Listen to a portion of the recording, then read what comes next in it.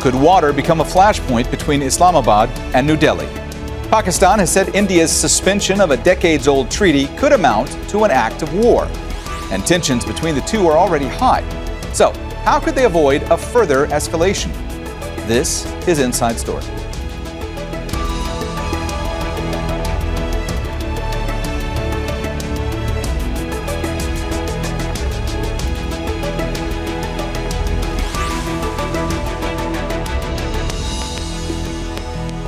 Hello and welcome to the program. I'm Mohammed Jamjoom. The Indus Water Treaty lays out how the river's resources are to be shared between India and Pakistan. Brokered in 1960, it has survived decades of conflict between the neighbours. But recently, the agreement was put to the test after New Delhi suspended its participation. That came after an attack India said was carried out by armed groups linked to Pakistan, which it denied. This week, Islamabad has said India cannot suspend the agreement on its own. It says its share of the Indus River is a red line and threatened consequences.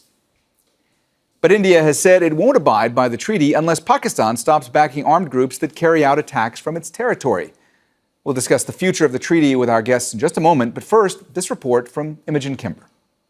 The Indus River is a lifeline for more than 250 million people in Pakistan, and it's vital to agriculture, energy production, economic development, and therefore a matter of national interest. Speaking at a seminar on the Indus River, Pakistan's foreign minister accused India of weaponising the waterway. Any attempt to deprive Pakistan of the waters rightfully allocated to Pakistan under the Indus Water Treaty would have profound consequences for regional peace and security. Such actions serve neither country and would undermine the shared interest of nearly 2 billion people in the South Asia. Since 1960, the river has been governed by the Indus Water Treaty. But in April 2025, India put its participation in the treaty on hold. That was after New Delhi accused Islamabad of backing an attack on tourists in India-administered Kashmir, something Pakistan has denied. Conflict broke out the next month, and India opened its dams within the Indus River system. New Delhi said it was trying to stop its waters rising too much on its side of the border, but Islamabad says that it worsened flooding and was a dangerous move.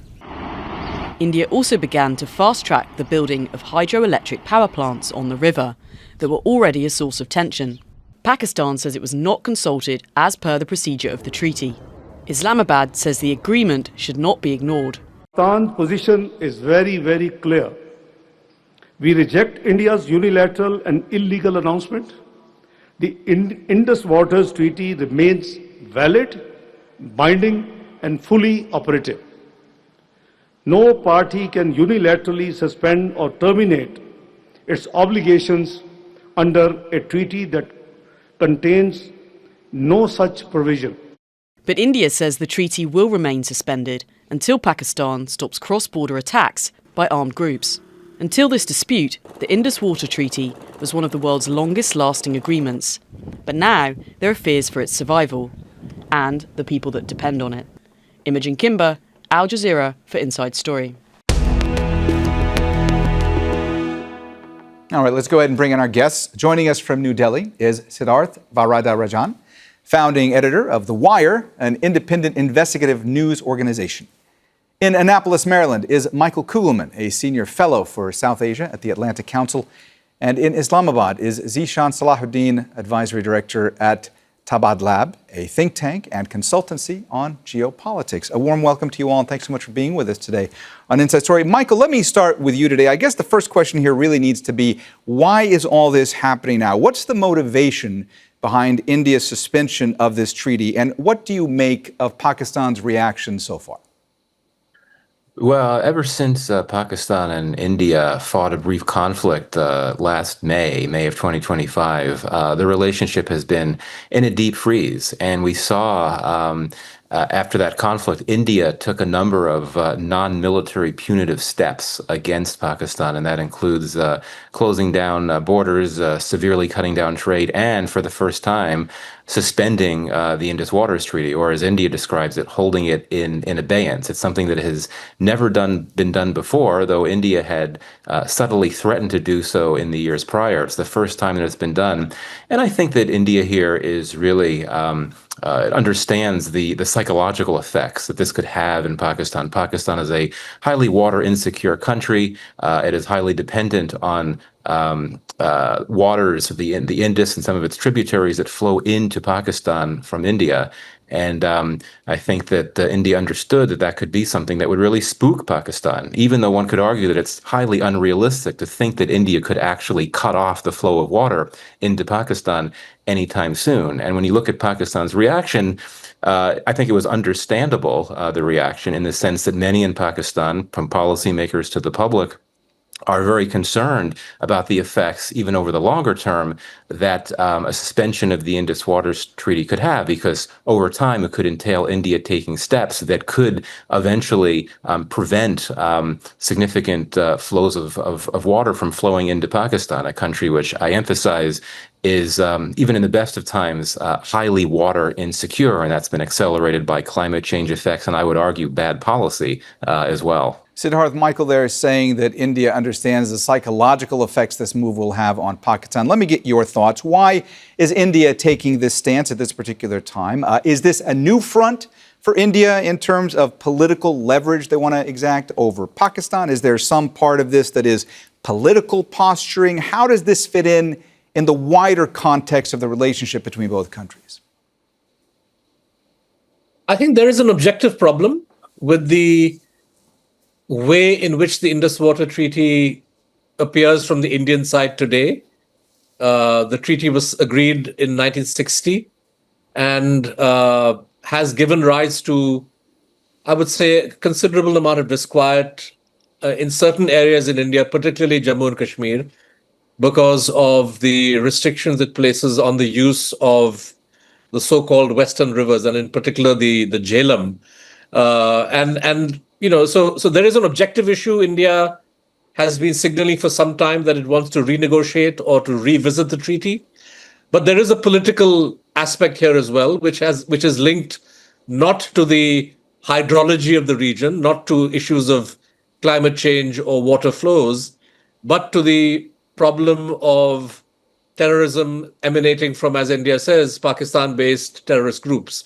Now, the first time that I recall the Indian side flagging the Indus Water Treaty as a potential sort of weapon against Pakistan was way back in 2001, when after the Indian Parliament was attacked and India mobilized its troops to take some kind of a military response to Pakistan, the Prime Minister's office floated the possibility that India was looking at somehow walking away from or abrogating the Indus Water Treaty. And that was deemed by the government at the time to be a step too drastic to contemplate. And that was the BJP-led government. And I think since Mr. Modi has come to power, and he's been looking at forms, at sort of looking at what a possible range of punitive actions against Pakistan in response to terrorism. I think when the Pahalgam attack happened in April last year, and there was an expectation that the Modi government was going to respond, I think they seized upon the Indus Water Treaty and decided that, okay, fine, let's go the whole hog and hold it in abeyance, as they put it. Essentially, taking a political, this is a political declaration, I think, aimed more at conveying to the Indian domestic, public opinion that the government is taking a robust and tough stand. Its practical significance in terms of affecting water flows, I would argue, in the short term, there is some discomfort India can cause Pakistan, and Pakistan alleges that India has already begun to do so.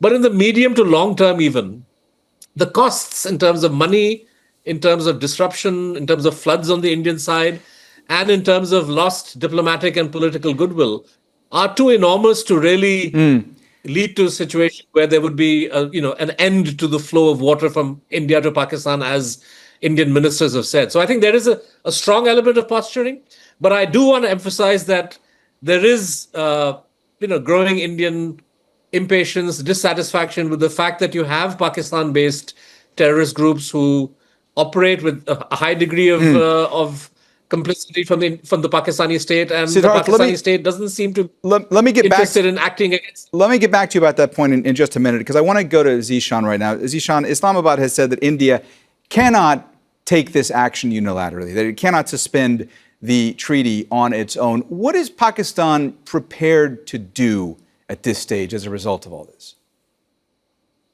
I think everything that Pakistan is prepared to has been very well documented, and Pakistan has been pursuing those steps. I mean, for this, you have to kind of go back to what the treaty was meant to do, right? The treaty is intended as a protectionism mechanism for an entity that is a lower riparian country, and therefore, by shutting off the taps upstream, could really affect a quarter of its GDP, 80% of its agricultural output, the vast majority of drinking water in the country.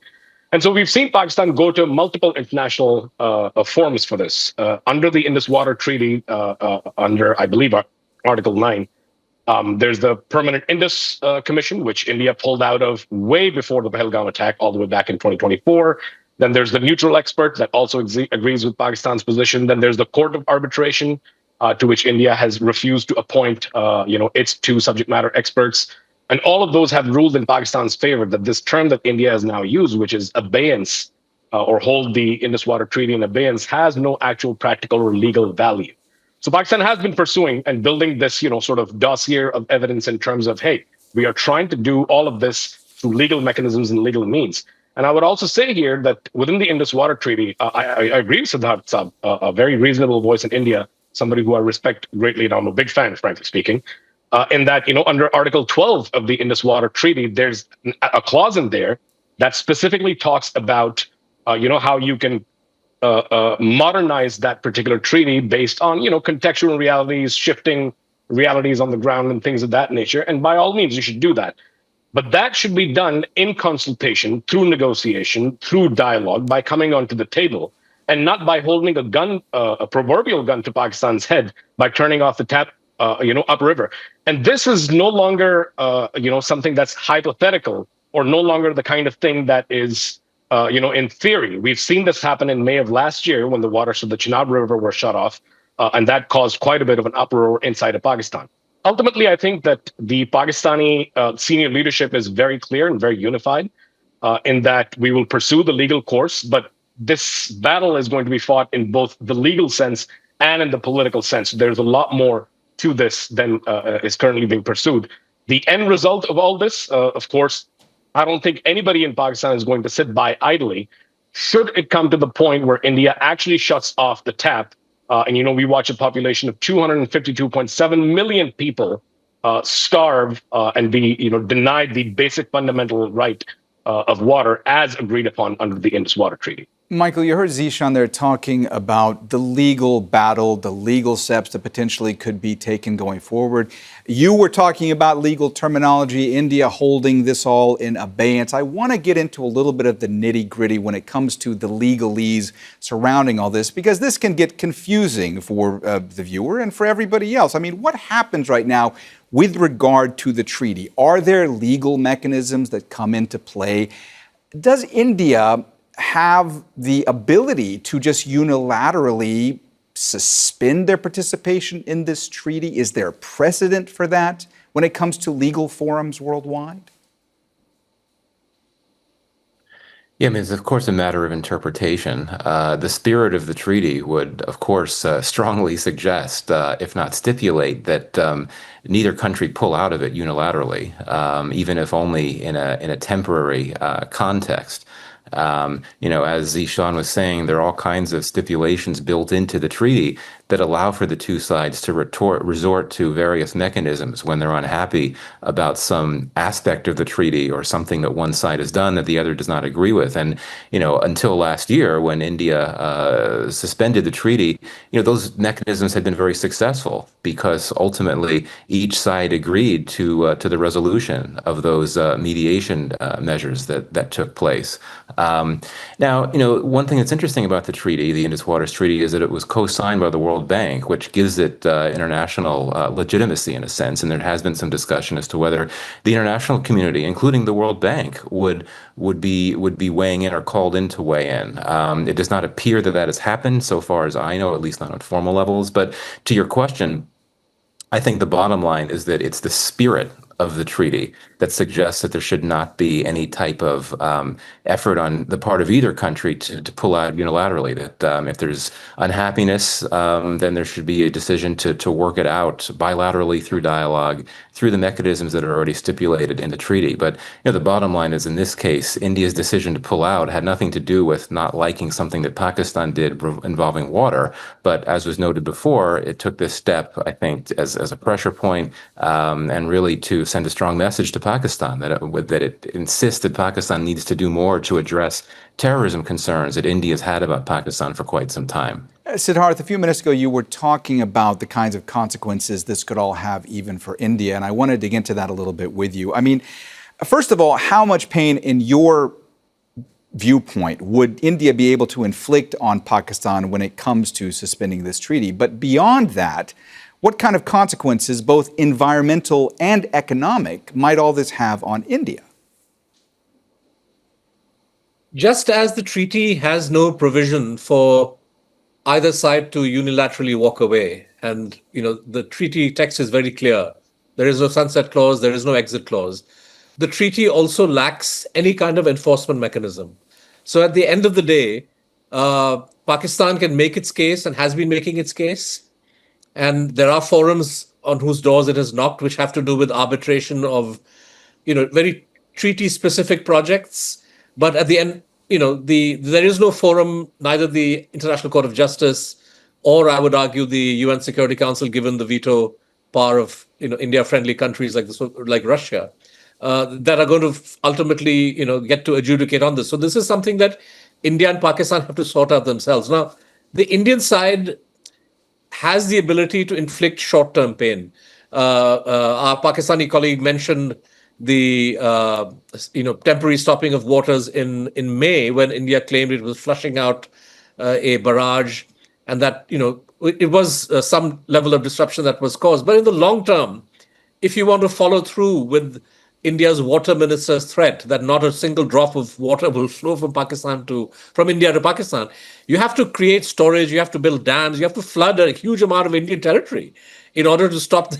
These are natural water flows. So I think India's ability to actually inflict the kind of catastrophic pain that people in Pakistan are concerned about is really quite limited.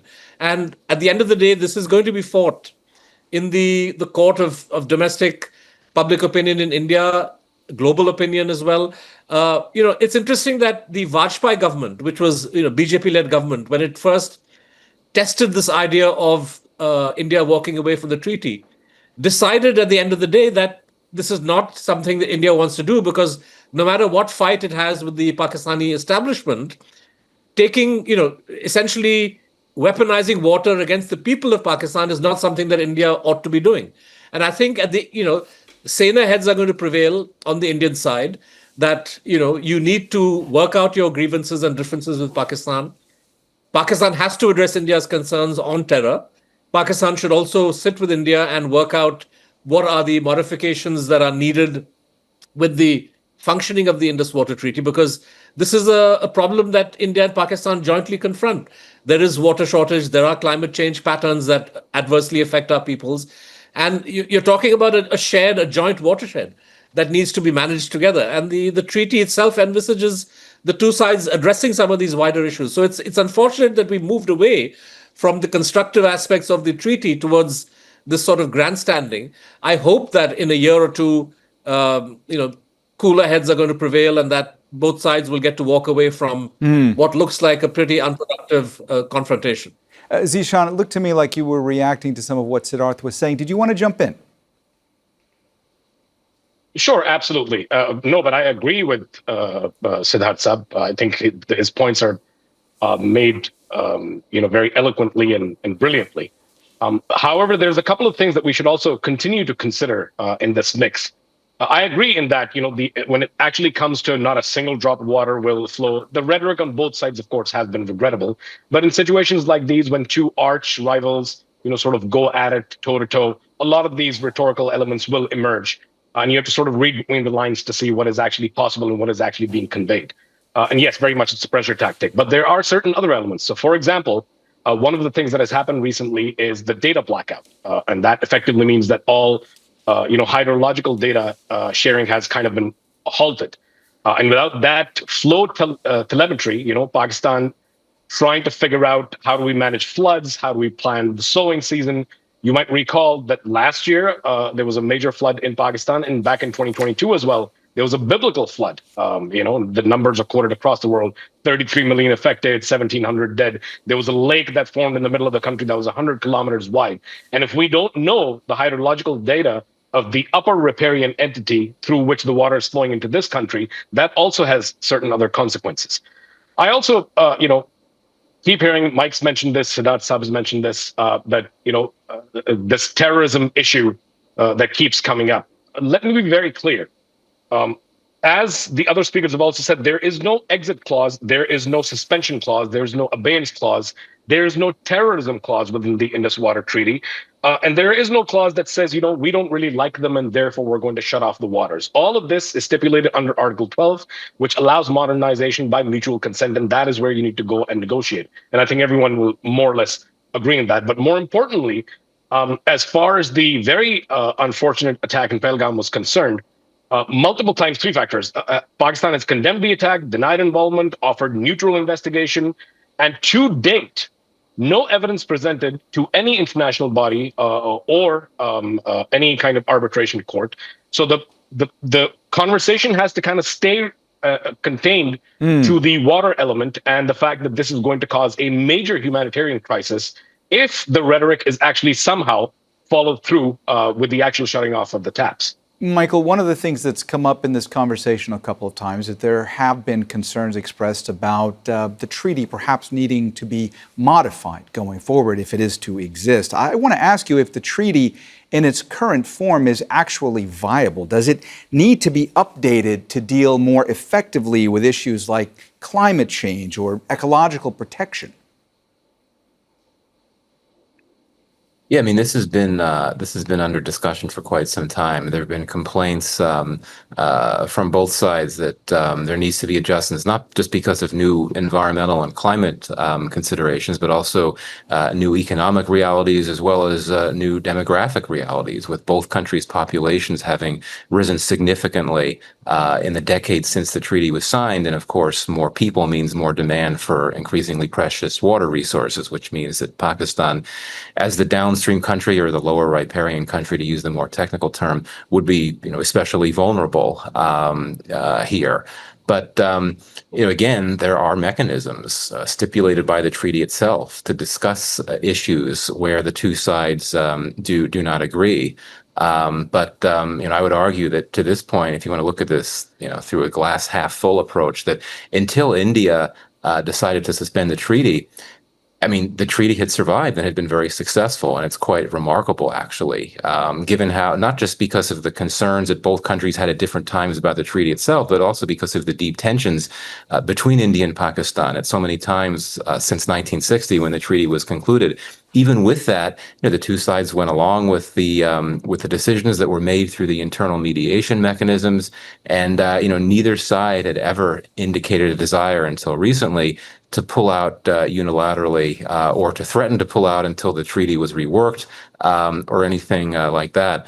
But I think that unfortunately we're past the point where we could talk about the treaty coming back into force if changes are made to it. I mean, as we've all been discussing here, I think that India is essentially exploiting the treaty, knowing how important it is to Pakistan, to try to get Pakistan to make policy changes on issues related to terrorism that have nothing to do with the treaty itself. And I think that is not a good sign for the treaty moving forward. I think one could agree that both sides benefit by having this treaty back in place without any one country backing out of it unilaterally. Siddharth, I just need to ask you to be mindful of time because we are starting to run out of it. But as Michael was saying, I mean, this treaty has survived for over 6 decades. And despite the repeated tensions over the years between India and Pakistan, the treaty has withstood all that. Is there any possibility from your vantage point that at this stage all this can be de-escalated, that there can be a dialogue with regards to this treaty going forward? There has to be, because, frankly, there is no other alternative. We don't, we occupy the geography that we're in, and India and Pakistan are our neighbors. They share water resources. India needs to realize that just as it has upper riparian power over Pakistan, it's a lower riparian when it comes to China, when it comes to Nepal, and water, cooperation on river matters is essential. So I think that, there will be a time perhaps in the next year or two which, when India will have to reconsider the whole stand it's taking on ending the treaty altogether, which is not to say that its call for renegotiating parts of this are going to be dropped. I think that will remain. But as we've been discussing, a cooperative, mutually beneficial reworking of parts of this it has to be done. And I would imagine that India's assumption in the aftermath of Pahalgam that Pakistan is isolated and that India can do whatever it likes, that assumption is increasingly being called into question. I think Pakistan's higher global profile is a factor that India needs to take into account. I think the world today is going to be much less receptive to India being, strong arming Pakistan on the water issue, and that's a reality Indian diplomacy will have to factor in. Zeeshan, we just have a couple of minutes left. The treaty, obviously, as you said, it's central to Pakistan's agricultural industry. What options does Pakistan have if India continues down this road? I think that the answer to that is fairly simple. The current options are, the law track, which we have been very consistently pursuing. Arbitration is continuing. As Siddharth Sahab has mentioned, unfortunately, there aren't any clauses in there that allow for enforcement. The treaty is binding, but not enforceable through any material means. So that law track should continue, absolutely. There's also the pressure track, which is where, the World Bank, as Mike mentioned, they're a signatory to this treaty. They should be stepping in, engaging on a fuller front. The Gulf countries also have some level of leverage inside of Delhi. They should come into play. And India should be engaged on climate forums like the upcoming COP, which I believe this year is in Turkey, if I'm not mistaken. On top of that, there's also the offer track, where, Pakistan is happy to, I think, modernize the treaty because we also have certain grievances with it. Climate, groundwater, data sharing, all of that, because we have to live in the same region. We can't really pick the geography that we live in, and we can't pick our neighbors. But the condition, of course, for that would be that the treaty is in absolute full force during the talks. And finally, if all else fails, and if that threat from, the Home Minister comes to fruition that, there's no going back and the treaty will never be put back into play, then Pakistan will have no other option, because any kind of infrastructure that threatens Pakistani lives, livelihoods, agriculture, GDP, and direct drinking water access, Pakistan will have to take a strong stance on it in a very kinetic sense. I'm sorry to interrupt you, but we are going to have to end the conversation there because we have run out of time. Thanks so much to our guests, Siddharth Varadarajan, Michael Kugelman, and Zeeshan Salahuddin. And thank you, too, for watching. You can see the program again anytime by visiting our website, aljazeera.com. And for further discussion, go to our Facebook page. That's facebook.com/AJ Inside Story. You can also join the conversation on X. Our handle is @AJ Inside Story. For now, that's it from me, Mohammed Jamjoom, and the whole team here. Al Jazeera's coverage continues in just a moment. Stay tuned.